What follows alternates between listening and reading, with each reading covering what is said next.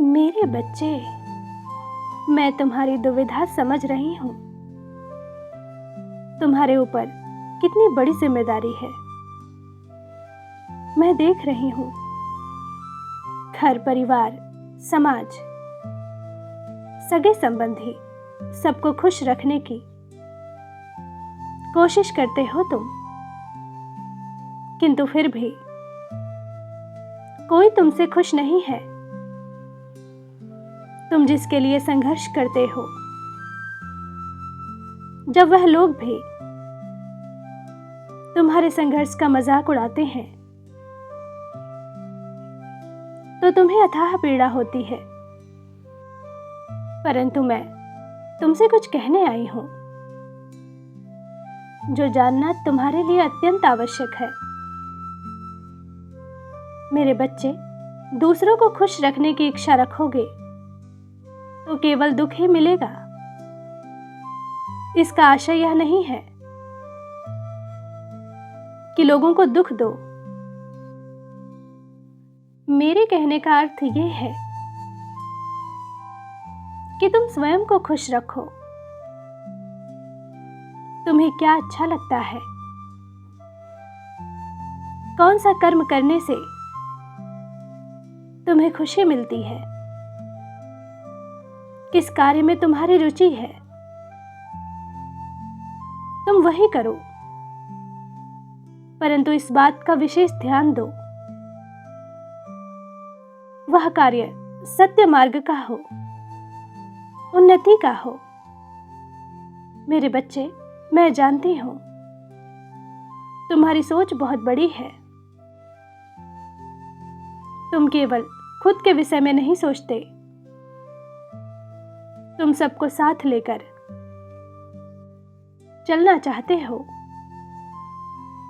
तुम्हारे मन में कुछ योजनाएं हैं, कई कार्य हैं जो तुम दूसरों के लिए करना चाहते हो, किंतु यह कार्य तभी संभव है जब तुम स्वयं के लिए कार्य करोगे। मेरे बच्चे, तुम्हारे कंधे अभी बहुत छोटे हैं। इतनी सारी जिम्मेदारियों का भार तुम नहीं संभाल पाओगे।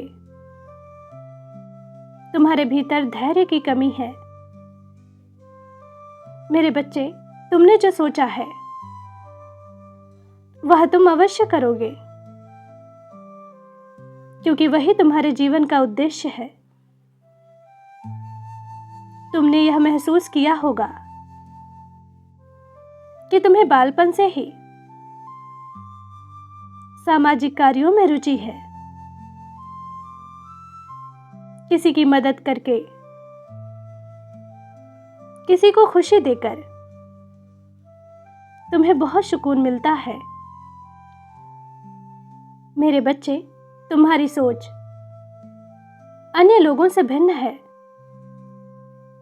तुम्हारे हर सपने में स्वयं से अधिक दूसरों की खुशी, दूसरों का हित छुपा होता है। किंतु मेरे बच्चे, जिस प्रकार तुम्हारे सपने बहुत बड़े हैं,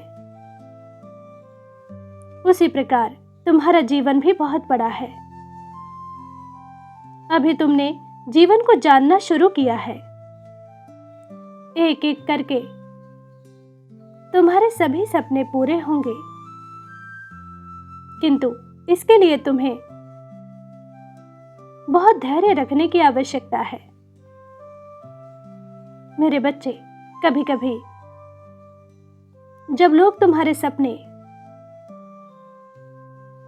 का उपहास उड़ाते हैं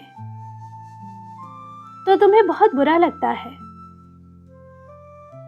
और इसलिए अपने कर्म के प्रति भी तुम नकारात्मक हो जाते हो।